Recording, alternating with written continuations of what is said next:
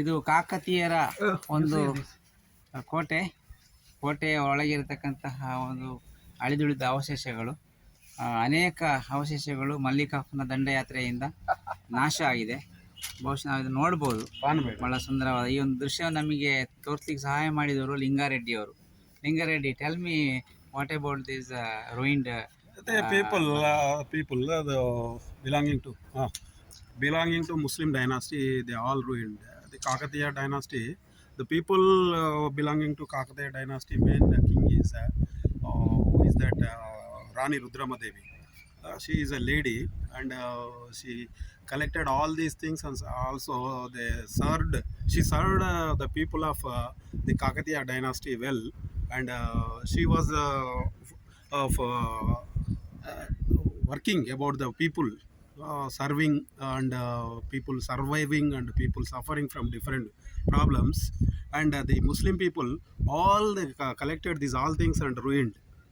After independence, the government, Indian Archaeological Department, collected all these things and kept at a place that is called Warangal Park, nearby Warangal Fort, that is belonging to the Warangal Kakatiya dynasty. Thank you sir.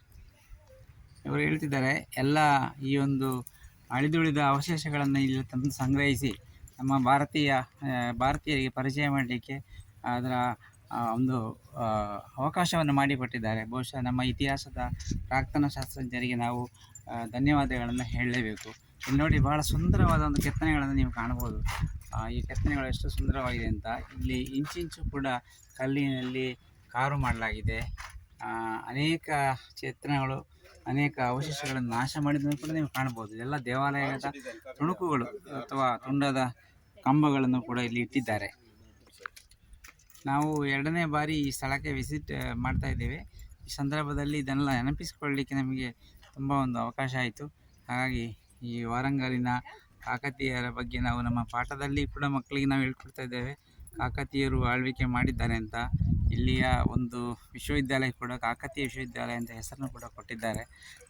ಹಾಗೆ ಇಲ್ಲಿಯ ಒಂದು ಸ್ಥಳ ಬಹಳ ಚಾರಿತ್ರಿಕವಾಗಿ ಬಹಳ ಪ್ರಾಮುಖ್ಯವಾಗಿದೆ ಅಂತ ನಾವು ತಿಳ್ಕೊಳ್ಬೋದು.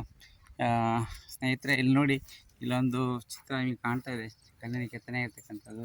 ಬಹುಶಃ ಇದು ಏನು ಒಂದು ದೇವಾಲಯದ ಪ್ರಾಂಗಣದಲ್ಲಿರ್ತಕ್ಕಂತಹ ಒಂದು ಚಿತ್ರ ಇರ್ಬೋದು ಅಂತ ಕಾಣ್ತದೆ. ಭಾಳ ಸುಂದರವಾಗಿದೆ. ಇದು ಕೆಂಪು ಕಲ್ಲಿನಿಂದ ಕೆತ್ತಲಾಗಿದೆ.